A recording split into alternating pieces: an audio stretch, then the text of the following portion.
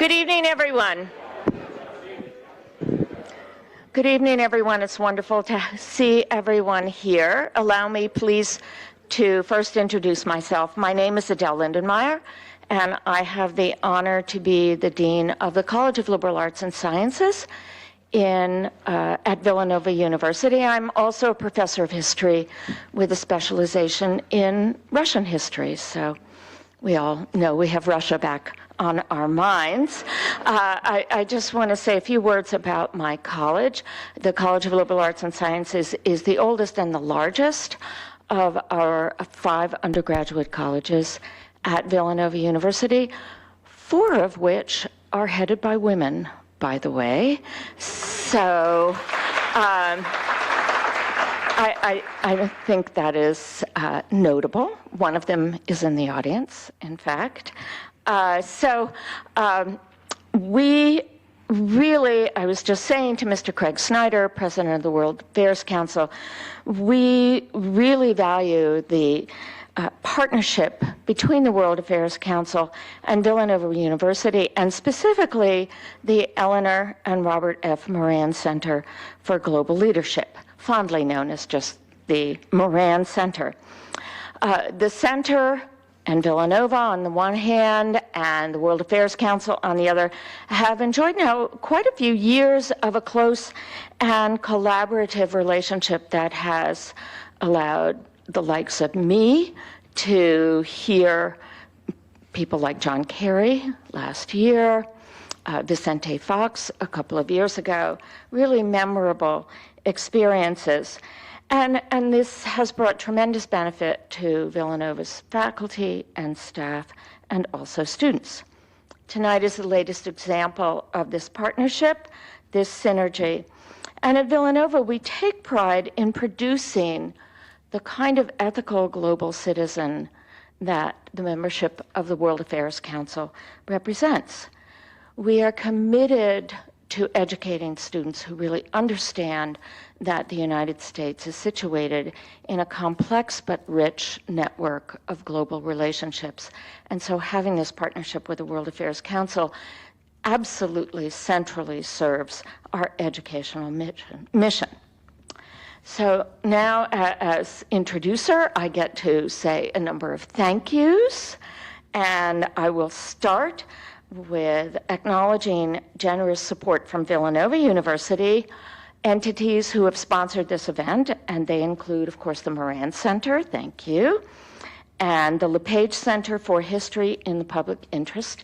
This is a new center in the College of Liberal Arts and Sciences.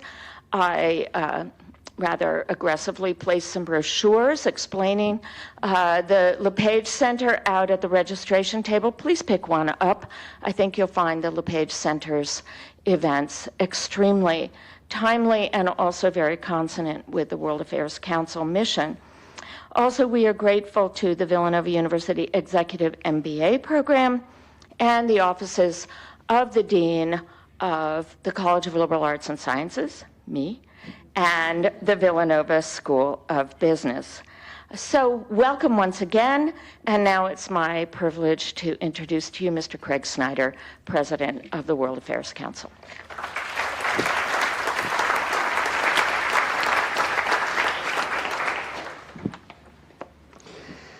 Good evening, everyone. Thank you, Dean Lindenmeyer. It's a great pleasure for the World Affairs Council to be back here at Villanova.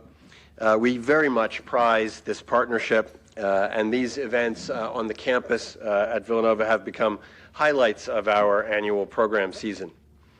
It is my pleasure this evening to introduce our guest of honor, Janet Napolitano, the former United States Secretary of Homeland Security and former governor of Arizona. Secretary Napolitano was our country's 3rd Secretary of Homeland Security, serving in President Obama's cabinet from 2009 to 2013. Prior to her governorship in Arizona, she was also the state's Attorney General and the United States Attorney for the District of Arizona. Whatever topics could we find to talk about her tonight with that background? It's going to be a stretch.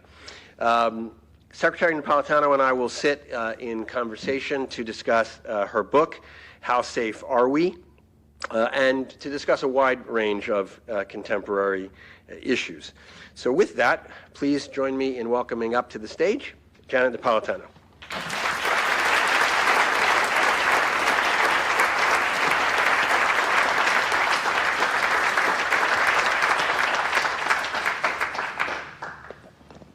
Madam Secretary, thanks for being with us. Oh, thank you.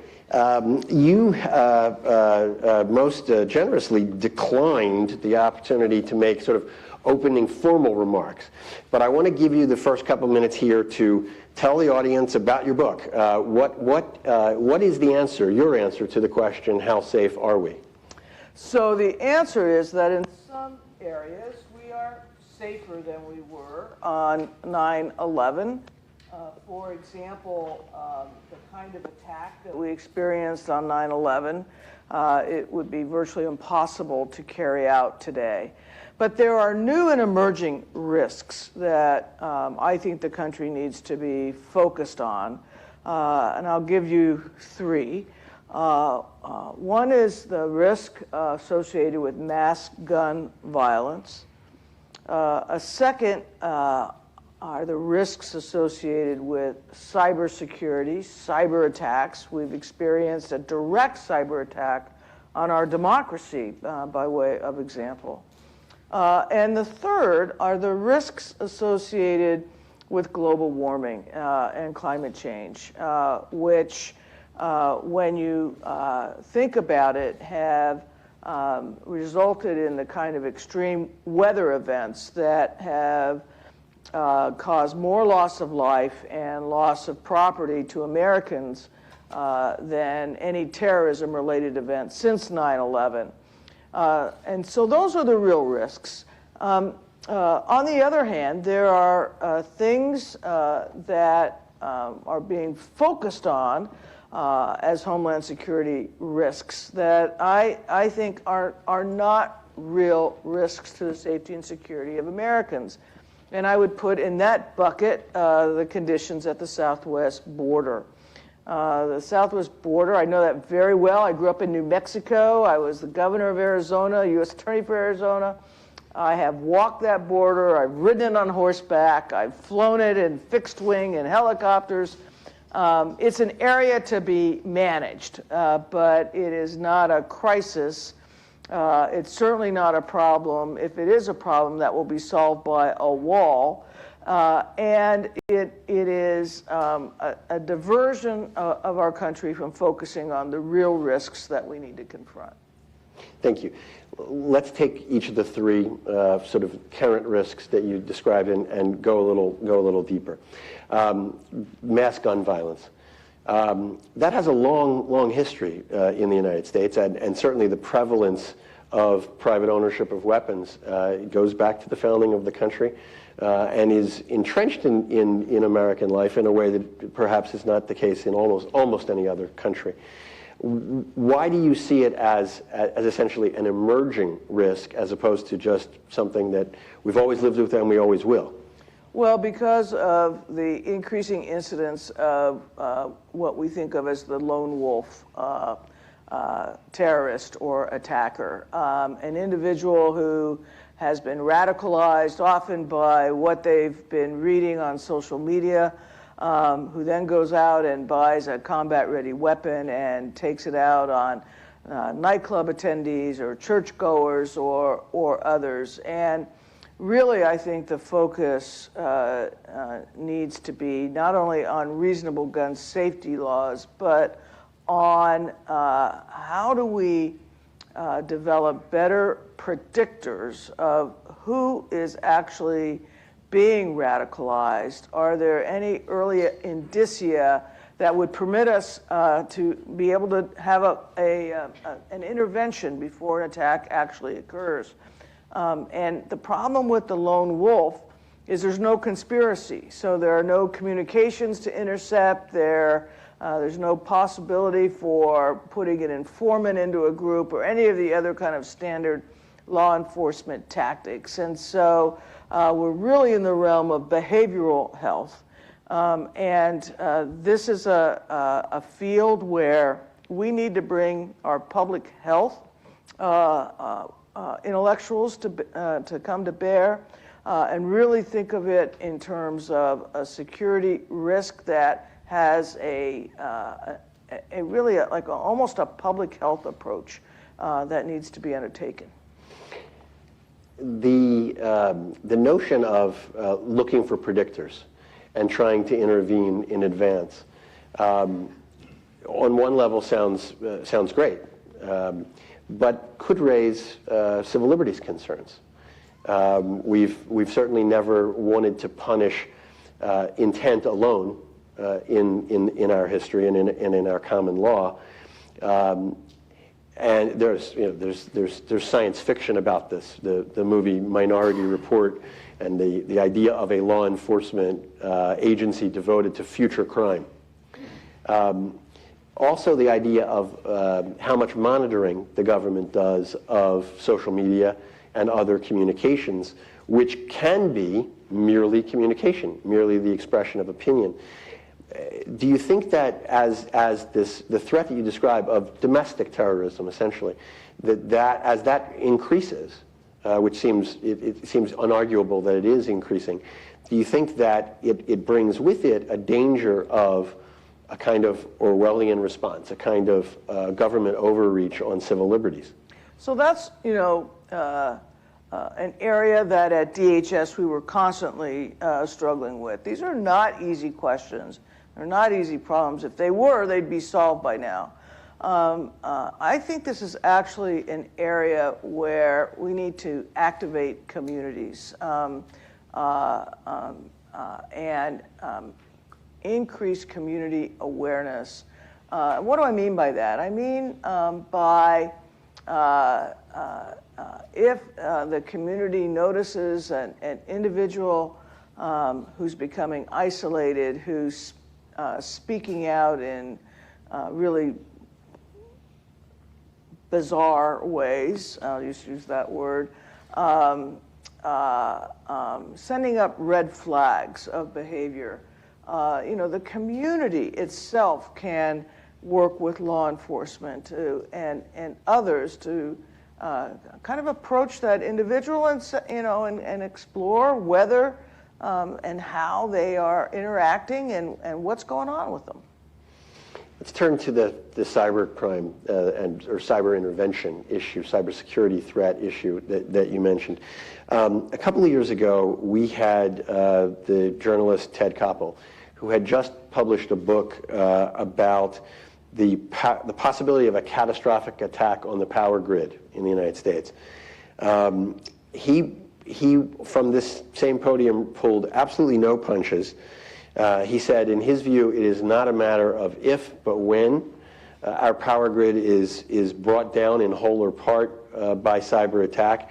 And he looked at this audience, our audience, and said, go buy 3 months of freeze-dried food because you might be on your own. You think he's right? Well, I don't know about the 3 months part. 3 months of freeze-dried food, that's a lot. But I will share with you that we live in a networked world. Our critical infrastructure is all networked. And so it's the power grid, it's telecommunications, it's our traffic light systems, it's our 911 systems. And they are all susceptible to being attacked, to have what are called denial of service attacks, which are basically you shut them down.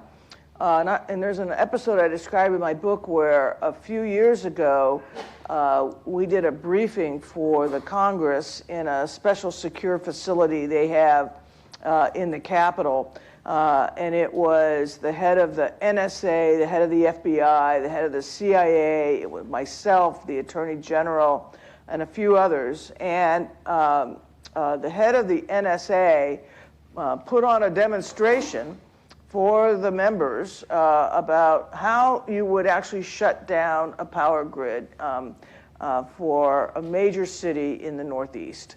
And it was not that difficult, and it didn't require a great amount of technical knowledge by the attacker. And we were in the midst at that time of trying to persuade the Congress to pass stronger cybersecurity legislation where critical infrastructure was concerned, and trying to, persuade them that this was a major national and homeland security risk, which we still have left unaddressed. So we know that the Russians have engaged in denial of service attacks on the Ukrainian power grid. We know that they've taken down the banking infrastructure in the Baltics, and a variety of other of these sorts of attacks, in addition to the election interference in the United States and in many other countries. I've heard people describe those attacks as acts of war. Mm-hmm. And I've heard people say, if the same things were done physically, if somebody attacked a power plant physically, or broke into the Democratic National Committee headquarters physically, that everyone would recognize those as acts of war if they were done by a foreign power. But because it's cyber, at least so far, we're treating it differently. Yeah, and people start to glaze over when you talk about cyber. Your eyes start, in part because it's such a big, complicated set of issues. But when you think about the attack of 9/11, the attackers did lots of attacks before 2001. For example, they'd actually attacked the World Trade Center in 1993. They attacked ships. They had attacked some of our embassies abroad. Those red flags were all there. And after the 9/11 attacks, there was a commission appointed that reverse engineered how that attack came to be. And their report outlines all of these kind of testing attacks, right? They were pushing the system, prodding the system. And what they listed all these red flags, and their general critique was that our leadership of the country had suffered from a failure of imagination. Well, we have lots of those kind of attacks around the world, and indeed in the United States now. And we should not suffer from a similar failure of imagination. So one of the things I propose in my book, How Safe Are We, is that we don't wait for a major attack, that we establish almost a pre-9/11 commission, mm-hmm. as it were. And I outlined 10 mm-hmm. subjects that such a commission should address that would help us tighten up our cybersecurity from a whole variety of perspectives, including defining what constitutes an act of war in cyberspace, and what are the kinds of sanctions that ought to be on the menu to be imposed. So let's talk about election security in particular. As a former governor, obviously you've been on both sides of the federalism issue, governor and cabinet secretary. We have a federal system of running elections. It is in the hands of states, and much of it delegated to very local authorities. Is that a good thing because it disaggregates the target? There's not one central target to shoot at, or is it an almost insurmountable challenge in terms of trying to protect the thing when you have all of these local folks who have their hands on portions of our election system, most of whom don't even have, as has been recently pointed out, don't even have the security clearance to be told that there's an attack going on. Yeah, so I think the way to deal with it, frankly, is to create a set of national standards that local and state election officials need to attain, and then to put some federal resources into helping local county recorders and election officials or whatever have the resources to meet those standards. And I don't think that is quite the same as centralizing all of election operations, but it's kind of setting a set of measures that we can hold our election officials accountable for, because ultimately they're accountable for making sure that our elections are conducted with integrity and that we can have confidence in the vote. So I want to go and spend a good chunk of our time on immigration, obviously such a controversial issue in this administration. But let me take a couple of detours before I get there. I sort of want to make a quick pit stop in your current world, the world of higher education.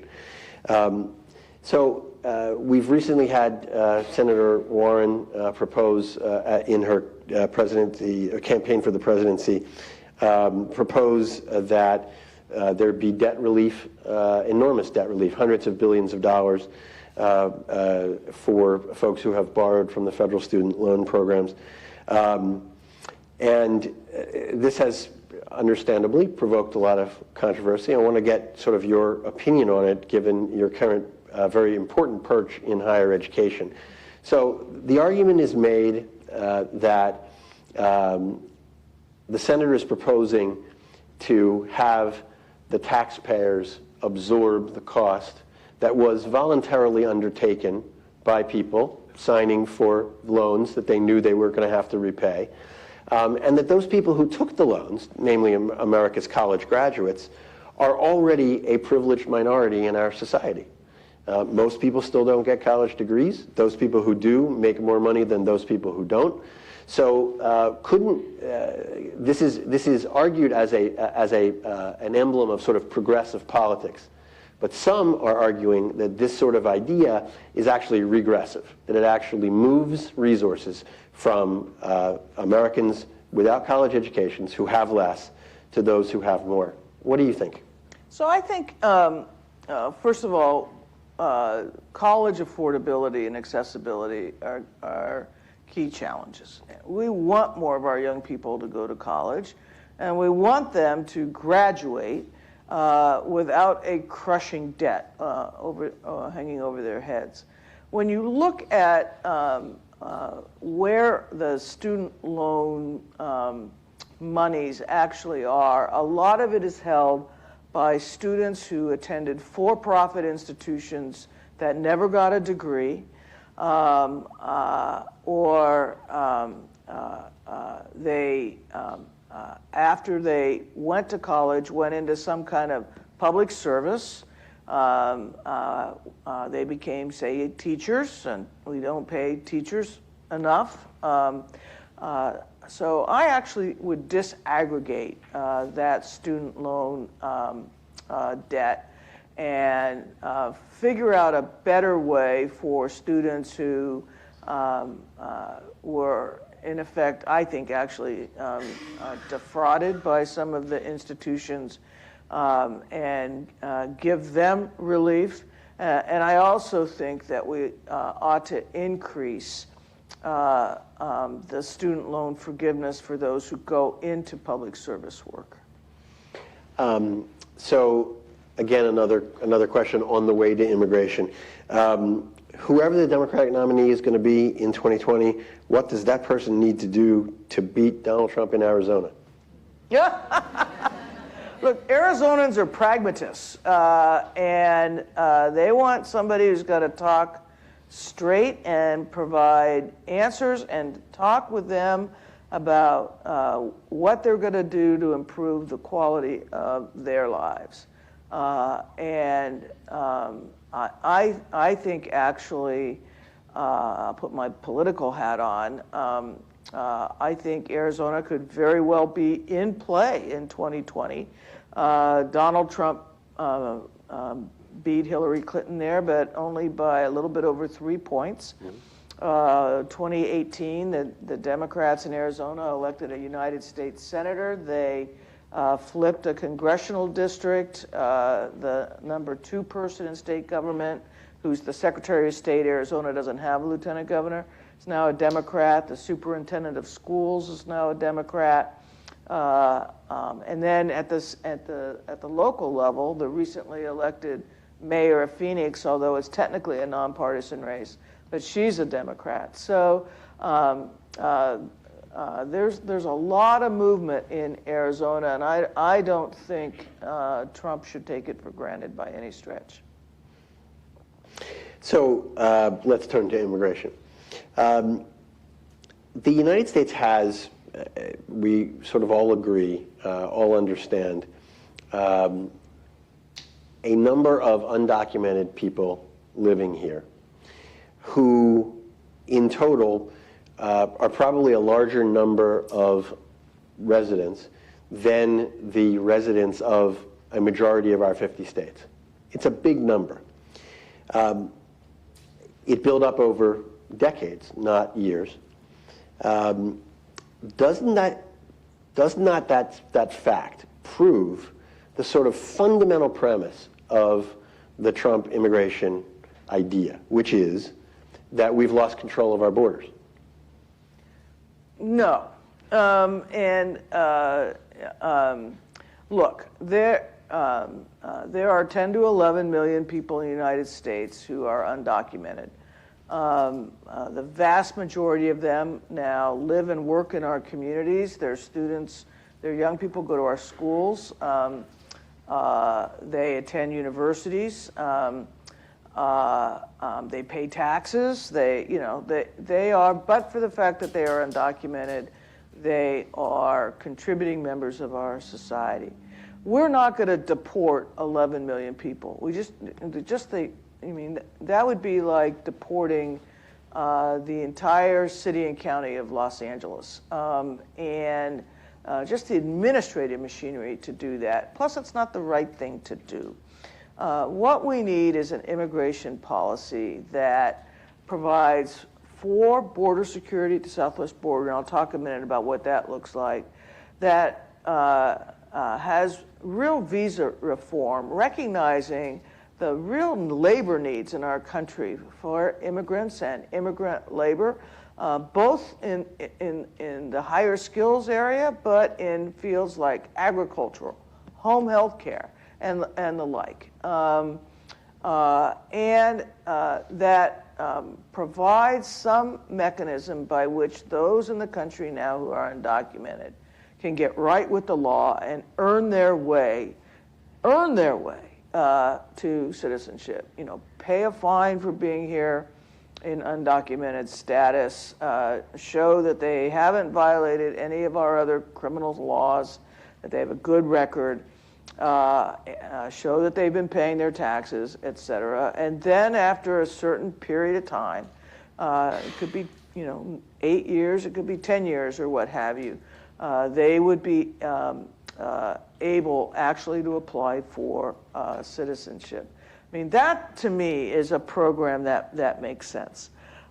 In terms of border security, so we have a 1,940-mile border with Mexico. That border crosses all different kinds of terrain. Some of it is on public lands. A lot of it is on private lands. Some of it are sovereign Indian nations that have reservations that actually go over the border. And we have ports of entry along that border through which thousands of trucks and cars transit each day. Mexico is our third leading trading partner. Our trade with Mexico is responsible for hundreds of thousands of jobs in the United States. We need to make sure that we have, I think about it as a 21st century border, where we have the kinds of technology and manpower at the ports that allow us to have greater capabilities to inspect vehicles that we suspect are carrying narcotics, illegal weapons, or what have you, but in a way that doesn't interrupt the traffic flow. And then between the ports of entry, we need a combination of manpower, technology, sensors, tunnel detection equipment, air cover, drones, et cetera, that allow us to police those who are crossing between those ports. That's a strategy. I got to tell you, I think a wall is a symbol. It is not a strategy. And I used to say when I was governor, show me a 10-foot wall and I will show you an 11-foot ladder. So I think we need to talk realistically about what a real plan and a real strategy looks like for immigration and for the border. So what you've just described is what people refer to as comprehensive immigration reform, and it mixes border security with a path to citizenship And visa reform. And visa reform. Our politics seems to be going in a million miles an hour away from that sort of grand compromise. On the one side, you have the wall and a sort of total focus on the idea of exclusion, with the president saying in as clear terms as anyone could possibly be, we're full, as a statement of immigration policy. We're full. On the other side, is it not possible that what we're seeing grow up in the Democratic Party is just sort of a mirror image extremism? In other words, people saying no deportations, abolish ICE, and an unwillingness to talk about any form of border security. Are we not seeing sort of one action create an equal and opposite reaction? Kind of the Newtonian physics of politics. Exactly. Yeah, unfortunately, everybody, not everybody, but many people have kind of retreated to their corners. Look, immigration is one of the toughest issues we have faced over our country's history. We have had periods in our history where we have been very anti-immigrant. In the mid-19th century, it was anti-Germans. Mm-hmm. In the early 20th century, it was anti-Italians. It was anti-Irish. It was the Chinese Exclusion Acts. Mm-hmm. And now we're having a period evidenced by the president that's very anti-Latino. And the plain fact of the matter is that we are a country that's dependent on a vital and vibrant immigration system. We're a country that needs talent, that needs workers. We're a country that's big enough to absorb different populations as they migrate. We have lost control of that narrative, and I think that we need to be talking forthrightly, non-sloganeering, but what it will take to kind of right-size the immigration system for the nation. So let's talk about some sloganeering. The policy of family separation and the idea of that policy being summarized essentially as children in cages. There are defenders of the president who say the Obama administration, including in your tenure, engaged in family separation, and that the Trump administration, are being caricatured with this notion of children in cages. What's the truth of the argument? So there were rare instances in the administration where we did separate children from adults they were traveling with. It's when the adults were not related to the children, where we suspected human trafficking or other criminal activity was involved, and when we did it in the interest of the safety of the child. But it was not a policy, and it was nothing close to what the Trump administration did. What the Trump administration did, let me explain. So the Attorney General, then Attorney General Sessions, announces zero tolerance at the border. Sounds really good. Means you've got to criminally prosecute everybody who's you find crossing the border illegally. You're not going to keep them in civil deportation proceedings. In a civil system, you can keep parents and children together. In a criminal system, The adults go into federal custody, and by definition, children can't go there, and you have this massive, separation of thousands of children from their families. That was a misguided policy for a number of reasons. One, it was a total misallocation of law enforcement resources.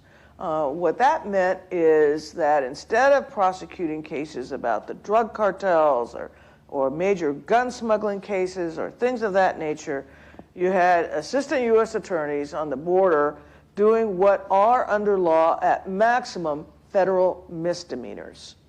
So you clogged the jails, you clogged the federal courts, for no good reason. The way to manage the border and law enforcement on the border is when people appear at the border, as they do now, and claim asylum. We should have more immigration judges at the border. Actually, one of my ideas is that we take other administrative law judges from other departments, give them some training, move them to the border, flood the zone with the rule of law, and have those cases and those claims adjudicated first, so that they're done effectively and efficiently. I think this is an issue about government management. When you have a zero tolerance system, what happens is you have this separation of families and children, no coordination between the Department of Homeland Security, the Department of Justice, the Department of Health and Human Services, no system in place by which children could be reunited with their families. And it's a mess. I think it approaches government malpractice and inconsistent with our values. Let's talk about the asylum issue. I think for when most Americans think of asylum, if they think of it at all, it would be in the context of someone fleeing clear political persecution. Perhaps they're a member of a minority in a particular country that is being discriminated against or worse, and they flee to the United States for safety. Or perhaps they were a political dissident and they flee to the United States for safety. We now have a situation where many tens of thousands of people are claiming political asylum. Do you think that those asylum claims in general terms are an abuse of the international law standard of asylum? Do you think that those people are more properly thought of as refugees from war zone? Do you think they're just good old-fashioned economic immigrants like probably most people's grandparents in this room came to the United States for a better quality of economic life, but are now claiming asylum? No, I actually think so. The changing dynamic has been the increase in immigration from El Salvador, Honduras, and Guatemala because of the omnipresence of gang violence and the failure of civil institutions, of law enforcement, judicial systems, et cetera, in those countries. They're fleeing for their lives. To me, when you're fleeing for your life and you can show a credible fear that you're fleeing for your life, you ought to be able to make a claim for asylum in the United States. I also think, however, that we would be advised to be investing in those countries, to try to improve the quality of life in those countries so that we turn off that flow of immigration at the source. You know, we did something in Colombia. So Colombia used to be a narco state. And the United States had a plan, Plan Colombia. I spent a lot of time figuring out the name. And it was Plan Colombia. And we put resources in. We worked with Colombians who didn't want to live in a narco state. And now Colombia is a tourist destination. This can be done. It requires intentionality, it requires resources, and it will be a multi-year effort. But I think we'd be well advised to have a planned Central America. Last question from me, and then we'll open it to our audience. There have been a library full of books and papers written at this point trying to explain the phenomenon of Donald Trump becoming president of the United States. Obviously, by any standard, an unconventional president with an unconventional background in coming to the White House. I've seen many theories. The one I want to run by you is what I've seen called the TSA hypothesis. The TSA hypothesis says that many millions of ordinary Americans since 9/11 ended up subjected to what many millions of people have viewed as indignities and delays for what they thought was no good reason. Namely, in the minds of the folks who argue this, people go to the airport and they sometimes see an old lady being patted down. There have been stories, you talk about it in your book, you mention it in your book, of TSA agents inspecting diapers. Lots of ordinary Americans look at this and say, no. The terrorist threat we were trying to prevent after 9/11 was Muslim men of a certain age. They committed these acts, and now we're all subjected to this. Taking away from that the idea that there's a kind of an elite in Washington, in both parties, frankly, that is unresponsive to the kind of common sense cultural values of ordinary Americans. So I'm going to ask you to reply to the idea of how you think that affects our politics, and the broader question of, what do you think about TSA? So I'll tell you, first of all, I don't think you can blame Donald Trump on TSA. But listen, when I was Secretary of Homeland Security, throughout my tenure, we had constant streams of intelligence about efforts to get explosives onto planes. We had the underwear bomber on Christmas of 2009.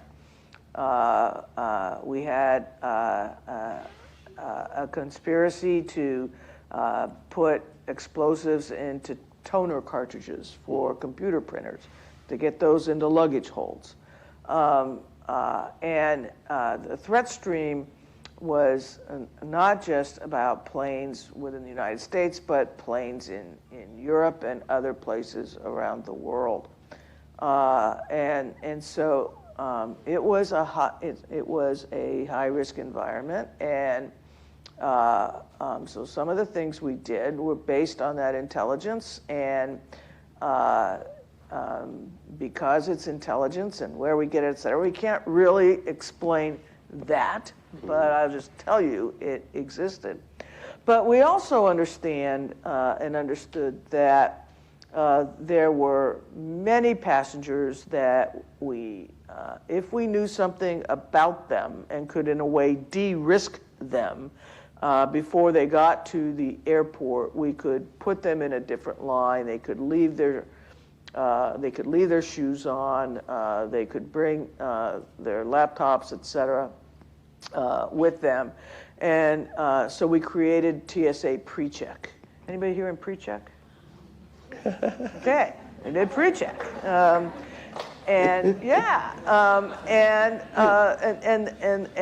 that was created because we knew and appreciated that people felt inconvenienced about what they needed to do to clear security at the airport. So what we tried to do was, while maintaining standards of safety and security, also apply some, good old-fashioned intelligence to how we could accelerate some people through the lines. Thank you. All right, we're going to open for questions from the audience. We have a microphone on this side. I think it's going to come to the middle, maybe. Come on, folks, lots of things to talk about. Somebody come up. If you wouldn't mind coming to the mic. Go ahead, please. The sacrifice being the first. I have a question about immigration, and I guess I realized this first one about the DACA situation, about why DACA has never been able to be settled, both by Republicans and Democrats. It's always bundled in to something else that as a leverage point, and that I'm wondering what you think about the idea that immigration is something in which we can, that if we didn't argue about immigration, what would we argue about? And it's become a kind of volleyball that both parties hang on to use as leverage against the other party, precisely because immigrant populations have no voice in this country. And so they've become a kind of mirror of our own national anxiety. My question is, if that's true, how do we break through that logjam of seeing immigrants as a way of gaining leverage over our political foes? Well, so let me just talk about DACA. So we created DACA stands for Deferred Action for Childhood Arrivals, and it concerns the population of young people, otherwise known as Dreamers. These are young people, typically who were brought to this country at the age of 6 years or younger, who've grown up here. They attend our colleges and universities. We have some 4,000 at the University of California. They're in our military. They're working in our businesses. Some of them are homeowners. And Congress tried, while I was secretary, Congress tried to pass a DREAM Act. And it failed by 5 votes in the Senate. Passed the House, failed by 5 votes in the Senate.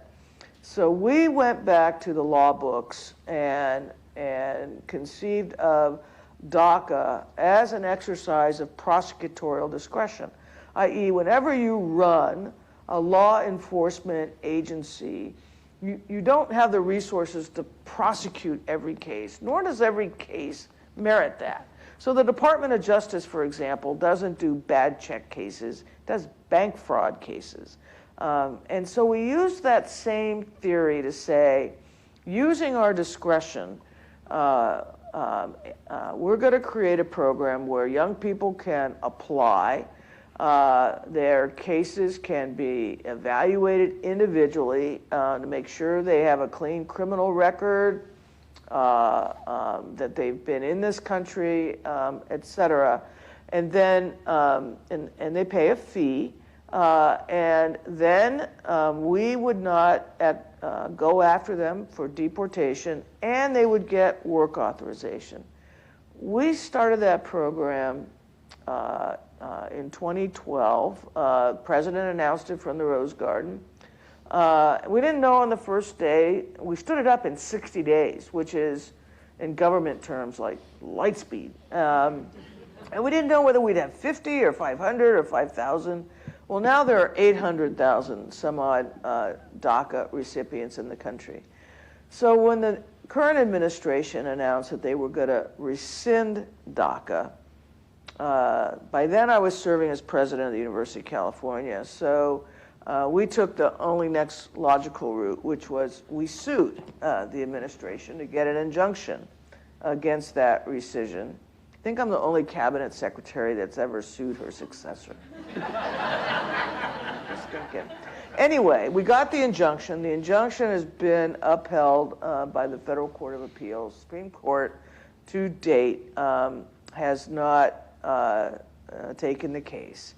And so for now, DACA still exists. But the solution for it ultimately resides with the Congress. And it's interesting when we did DACA, and so there was some. We thought there'd be some political pushback. There was really very little, and the polling on it, in a bipartisan way, show that Americans agree that we shouldn't be deporting these young people. So there, I'll tell you that story because it indicates that even in the immigration environment where our politics seem so toxic, there are areas where there is bipartisan agreement. So why don't we start with those and build out from there as opposed to continually just, frankly, yelling at each other. Thank you. Please. The overall strength of the American economy has given us, for decades, incredible influence around the world. Allowed to pay for everything you mentioned, from education, what happened in Colombia, everything else. And if you go back, and his example would be the Cold War decades ago, we actually just outlasted the Russians with our ability to outspend them on everything, including military might, and ultimately we won the Cold War. Now, separate from just what you talked about with cyber war, but we're actually in a code war, and there's always been corporate espionage since the first time there were businesses. But right now, we're actually experiencing the greatest loss of American intellectual property, which is being stolen. And then it's being stolen and reproduced in other places where they didn't have to put decades into the R&D and learning how to make that process, product, whatever, be successful and marketable and successful, which feeds our economy.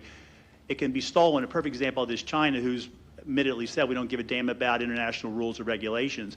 Stolen, and the plan is with China 2025 is to reproduce what we have, replace us in the market, and ultimately weaken our economy, which benefits them, and I can see why another nation state would want to do that. What does the loss of the intellectual property, which is happening at record rates, mostly being stolen by code and malicious insiders and other people, mean for the future of our ability to influence the world and do the things that America has been known for, and to make decisions that can benefit our nation and can uplift others? Yeah, so, I do think protection of our nation's intellectual property is a very important value. I actually think that the country should be taking a very strong position vis-a-vis China on this. I think this is an issue that right now the nation's universities are very concerned about, because a lot of our nation's basic research is conducted in universities like the University of California. So we're tightening up in terms of how we monitor our intellectual property, how we monitor international researchers and the like that are at the university, at the same time respecting the values of academic freedom. But from an overall economics standpoint, I couldn't agree with you more.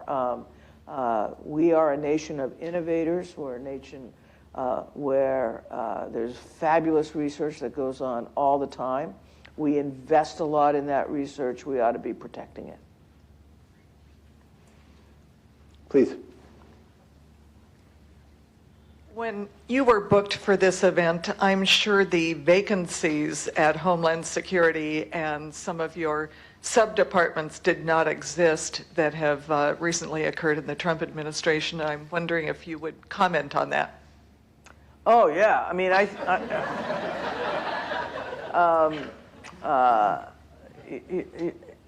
the Department of Homeland Security is the third largest department of the federal government. It has massive responsibilities for counterterrorism and cybersecurity, disaster response. FEMA is part of the department, the protection of the nation's borders, the enforcement of the nation's immigration laws, and in all of those areas now you have vacancies that are filled by actings. That's just not the way that you ought to run a railroad. You need to have presidentially appointed, Senate-confirmed leads, and then they need to have the ability to, when you're in the cabinet, you carry out the president's vision. But you need the freedom to figure out how you're going to do that and what operationally you're going to perform. And we see none of that in the current administration. It's a very confusing time. It doesn't make us safer. And I think the people who work at DHS are rightfully concerned about their ability to do their jobs. Please, this will be the last one. Come up. Evening. So I have the quote that you gave to a German newspaper back in the day. It wasn't terrorism, but man-made disasters. And getting out of a policy of fear, then more into a policy of being prepared for all risks. I want to ask you about the guidelines for the right-wing extremism the years before that and how they're connected, if you see them still connected now, and if that sense of the policy of fear is related to perhaps climate change and those effects, migration, or more of a societal vulnerability, kind of due to American exceptionalism and sense of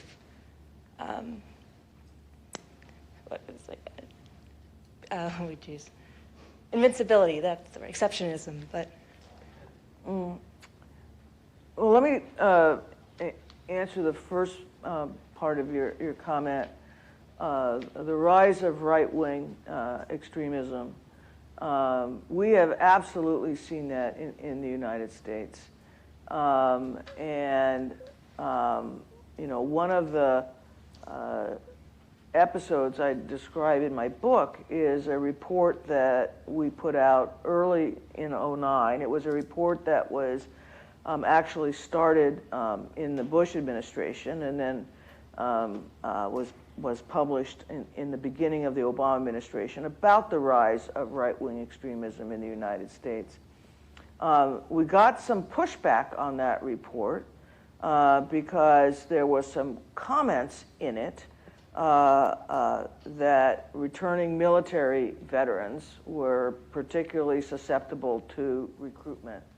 And the veterans community took umbrage at those comments. And so I apologized. We had to withdraw the report, redo it. But the report itself was very prescient. You know, I think now when we think about what does terrorism look like in the United States, what does mass gun violence look like in the United States, this rise of white nationalism, right-wing extremism is really at the top of the list. And it's something that you know, one would hope for presidential leadership and focus there. I don't think we're going to get it. Madam Secretary, thank you for your time, your insight today.